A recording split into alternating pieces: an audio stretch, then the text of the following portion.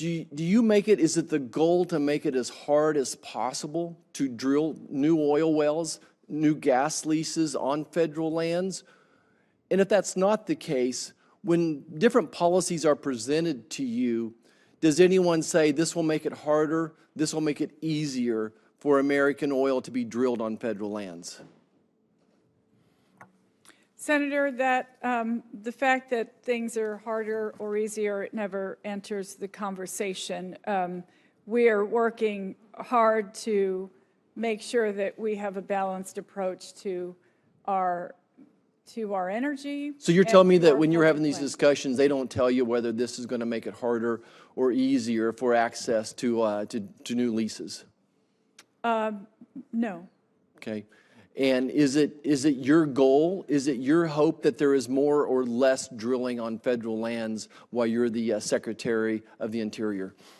My goal is, as I mentioned, is to have a balanced approach to our public lands, to make sure that we are doing the best job possible for the American people, considering that the public lands belong to them. Does the affordability of energy, the cost of gas at the gas pump, the cost of utilities ever figure into any of your decision-making process?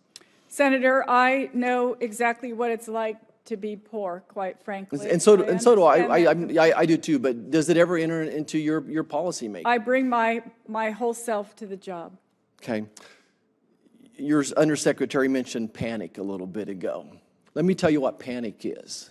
Panic is $5 a gallon gasoline when you're a single mom with 2 children and you're pregnant and you don't have the gas money to get to your OB appointment, and they call me and say, I can't make it today, doctor. Can we just visit over the phone? Panic is when my son with 2 children under the age of 15 months says, Dad, my utility bill doubled this last month. Is there a problem out there? That's what the panic is. I'm not sure what the panic you heard 2 years ago, but we didn't hear it in Kansas. I think your left liberal media was digging up panic, but most of the country was not panicked then. This is panic. Today is panic. That's what's going on across this nation.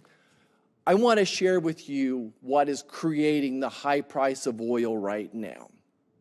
Okay, I hope that you realize that it takes a year or 2 for an investment to turn into oil that's going to actually go to the refinery.